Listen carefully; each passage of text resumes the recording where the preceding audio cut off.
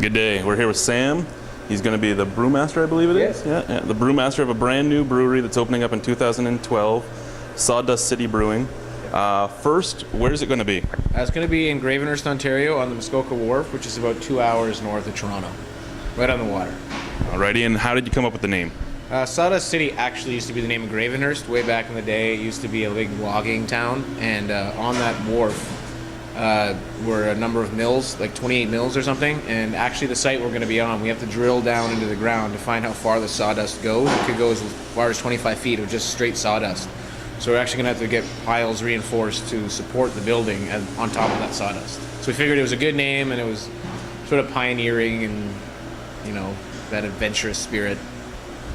You know, right now in my mind, I just have the thought of the Monty Python castle in the swamp. How many beers are you guys going to be brewing? We're going to have 5 mainstay brands: Old Woody Alt, Golden Beach Pale Wheat, Skinny Dippin' Stout, Lone Pine IPA, and Gateway Kolsch. And then we'll have seasonals throughout the year. We're going to try to do a saison each year. We're actually going to do a Russian Imperial Stout tomorrow, which will be our first seasonal, even though we're not open yet. But that'll be available in hopefully end of January, early February.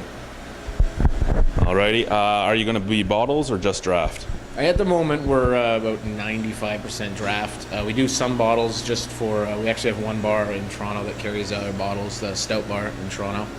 Other than that, the bottles we just use to take to bars to sample, say, here's our product, and, you know, for friends and family and just for fun and stuff. Alrighty. Now, online on your blog, it talks about this brewery going to be being a tied house. For those not knowing what that is, what's a tied house? Well, a tied house is basically a brewery with a restaurant tied to it, and it allows us to sell like a brew pub to that restaurant, but also to have licensees outside of the brew pub, so we can sell to outside bars and we can sell to the LCBO and beer store. So it's very flexible and allows us the opportunity to do some different things. At the beginning, we want to grow, at the beginning we want to sort of stay close to home, just stay close to Gravenhurst and Toronto, which are sort of our home bases. And then as we get bigger, we can grow to outside licensees, but we want to grow into that. We don't want to just expand for the sake of expansion. We want to have a reason for growth. And so this gives us the flexibility to do that. Alrighty, now for everybody out there that just goes to their normal brew pubs or their normal craft breweries, what steps have you had to take to get this underway? It's been a bit of a struggle. Every time you sort of think you're getting closer, there's always so much more to do. But basically, we were always going to be opening up in Gravenhurst, and then the opportunity came along when we met the guys at the Niagara College down at the CBC in San Francisco last year that said we could come up here and do some test batches. So we came up over the summer to do some test batches, and while we were here, John Downing, the brewmaster, asked if I wanted to teach a part of the course for the brewmaster's course at Niagara, and I said sure. And we sort of, well, while I'm here, why don't we do some contract brewing? So in order to get that contract brewing started, we had to get our manufacturer's license, so that normally you have to get your excise license and then you get your manufacturer's license, but this kind of puts the cart before the horse and allows us to start selling through this college's excise license. So when they said we could contract here, we went through and got our manufacturer's license, which took about 8 weeks. And now we're actually selling to bars in Toronto. We just released our second brand just the other day. It's loud here in the brewery, but it'll go away soon. That's the air compressor. Should we wait? Blog that you had sent your beers to the LCBO to be tested for poisons and other such things. What steps go into that? You just approach the LCBO and they're very friendly. They were actually quite nice, and they want to have beer available to sell. So you just have to send it to them for lab testing, and it takes a couple weeks for them to put it through their lab, and you have to pay for each sample. I think it was just under $200 for each sample.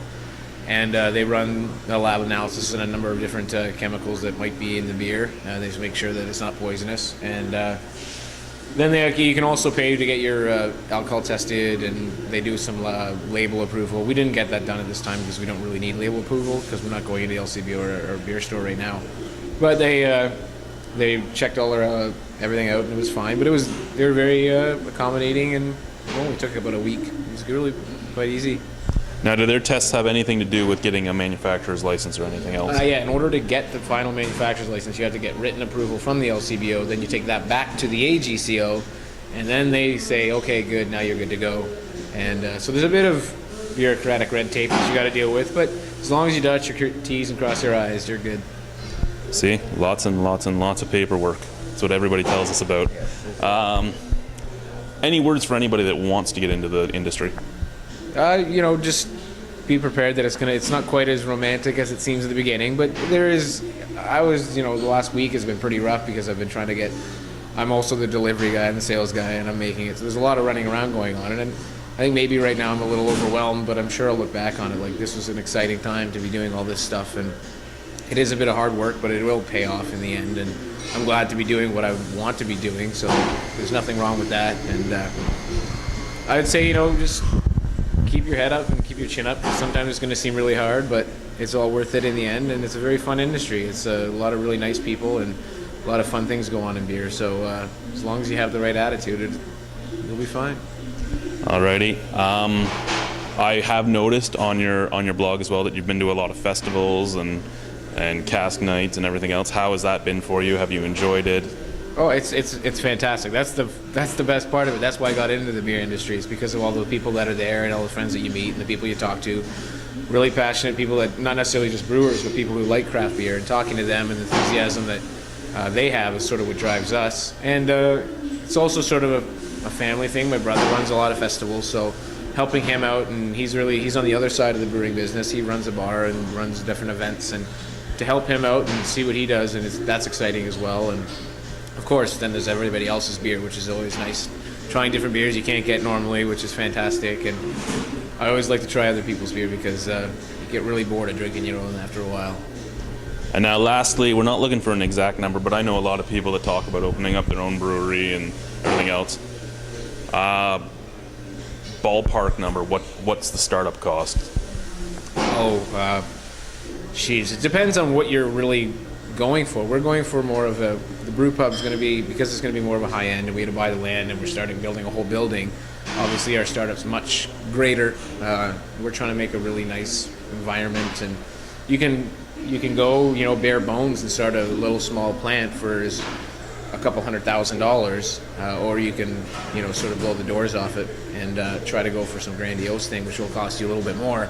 So you're looking anywhere from $500,000 to $2 million, anywhere in there. It's a wide range of costs, but it depends what you want in the end. I mean, and what your plan is. You got to really stick to your business plan and know what you want to do going into it, because you will hit bumps and changes along the way, but as long as you stay close to your vision, you should be okay, and you sort of know what you're getting into before you start. How did you get into the industry? I was in France and Belgium with my wife and some friends, and we went to a beer festival in Brussels at the Grand Market, and it was absolutely awesome. And I sort of decided at that point, this is what I want to do with the rest of my life. I really like the environment and the atmosphere, so I returned back. I used to work in advertising. When I got home, I hit the old interwebs and found a beer school in Germany and said, that's it, I'm going to go to Germany. So I went over there for 6 months, and that's how I started. I know that you're fairly new in the industry. Your brewery hasn't opened yet, but so far, what's your favorite part of the industry? The people. A lot of really great people in brewing. Brewers, beer geeks, just people who like beer, talking to restaurant owners and bar owners. Just the people. It's sort of excuse the phrase, but it's an asshole-free zone. Like it's pretty good. Really nice people. So that's what I like most about it. Least favorite part of the industry thus far?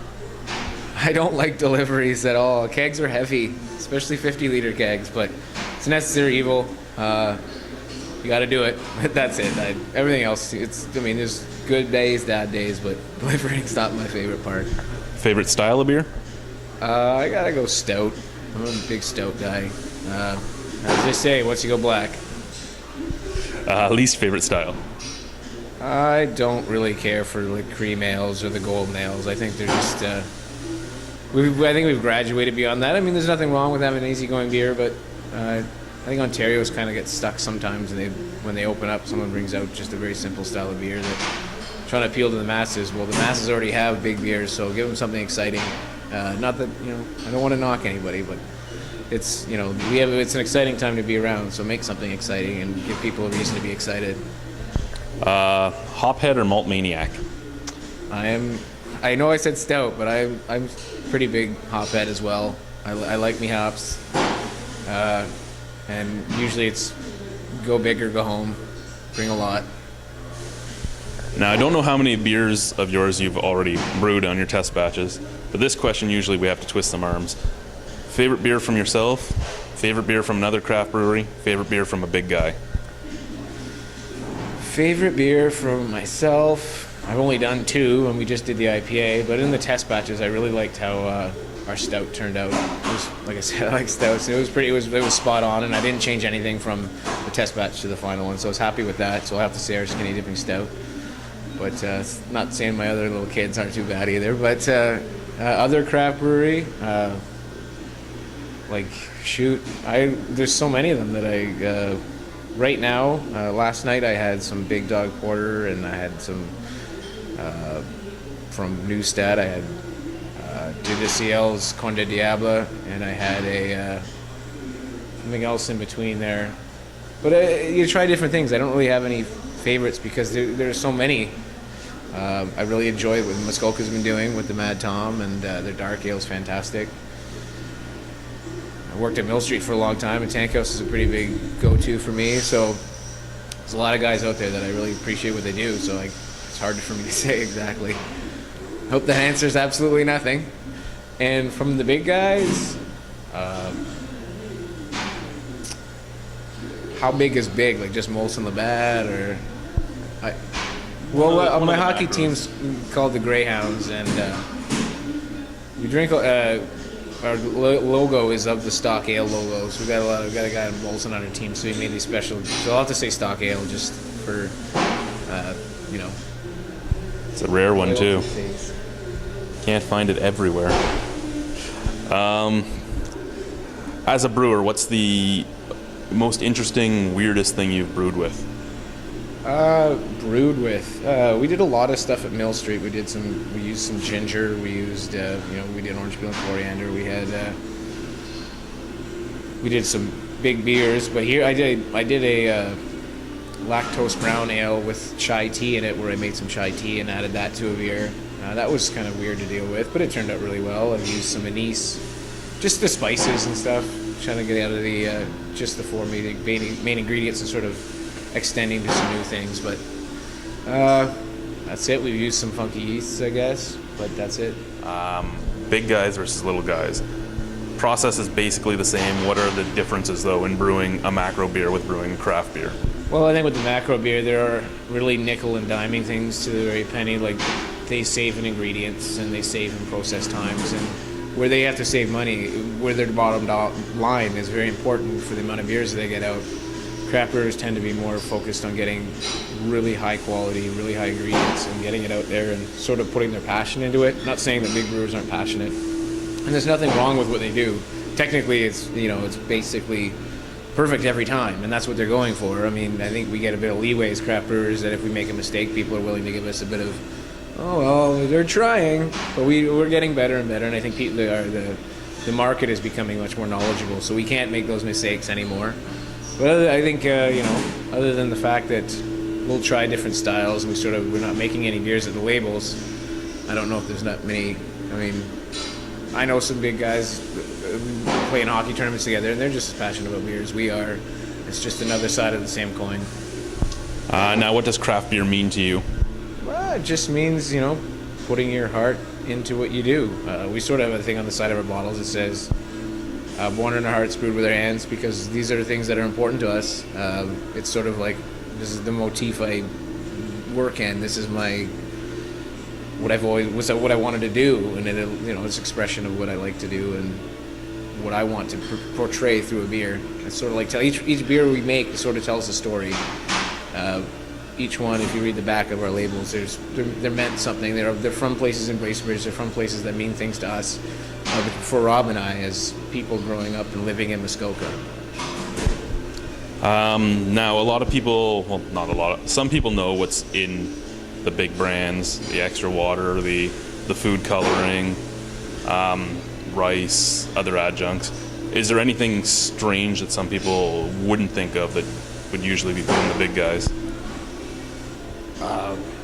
I don't think that there's anything really special. They might, add a few chemicals to help coagulate proteins. They might have a few extra yeast nutrients, but I mean, they're always testing different things. One of the kids here worked at one of the plants, and they were testing gallotannins, these things that you can get from, I think it's like an Asian nut that helps coagulate things. But other than that, I mean, they're striving to be as good as possible, and they're not using anything that's going to scare you away anymore. I think back in the 70s, I think there were some issues, but we've graduated much past that now, so it's everything's safe. Alrighty, now the growth of the market. You guys have found some licensees that'll take you on. Does it seem like licensees are becoming more open to craft beer? Sure. Then some of the licensees that we went to, I mean, they're very craft friendly. I'm sort of sticking in that vein because it's just me, and I'm not a very good salesperson. Let me tell you, it's not my strong point. So just meeting the bartenders that are there now, there's certainly more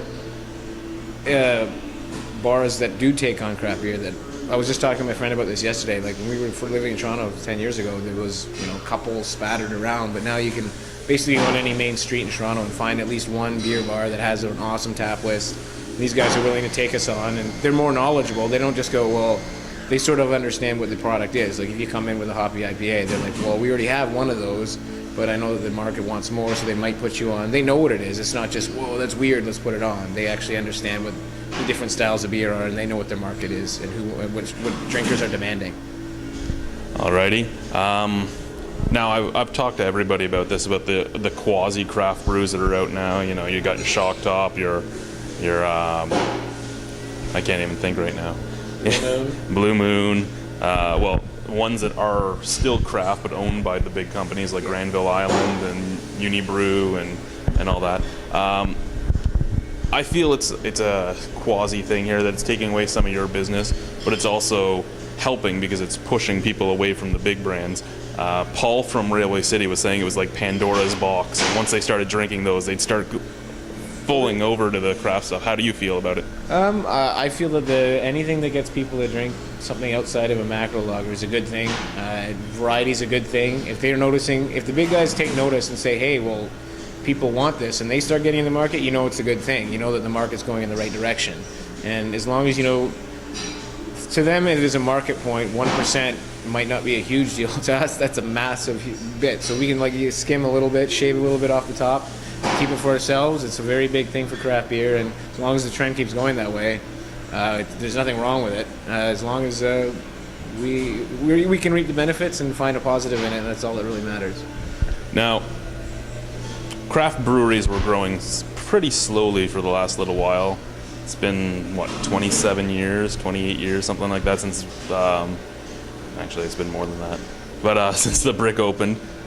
But this year, just this year, it seems like we've exploded with 10 new breweries in Ontario. What do you think has given that? I think obviously the market demands it, but also there's a lot of people basically in the same situation as me. We've just come into this in the last 5 to 10 years, and we've worked in breweries, and now and when we got in 5-10 years ago, our goal, I'm sure that a lot of the other breweries that are opening places felt the same as me. Their end goal was always to have their own place. And, with the market the way it is, strike while the iron's hot, and everyone really knows that, if you're going to get in now. So they put in their time working at microbreweries, going to schools like Niagara College and other places that had the schools, and they've come back, and now they're saying, well, it's ready to go, let's open something up. So, like I said, strike while the iron's hot. It's a great marketplace right now. It's exciting, and I think people are open to these new beers and these new restaurants. Yeah. Where was I going with this? Yeah, as long as the market keeps going the way it is, and we keep growing new brewers like we're doing here at the school, I think it'll keep growing. And this is just the start of the mountain going up. So we've got a long way to go still. There's a lot of room out there to grow and chip away at that massive 95% market share by the big guys. So. Well, thank you very much, Sam, for your time. Thank you. Sawdust City Brewing, opening up in 2012. Find it in Gravenhurst and finer establishments in Toronto. Yes, the best beer pubs in Toronto. Thank you, guys. Alrighty, thank you. Bye.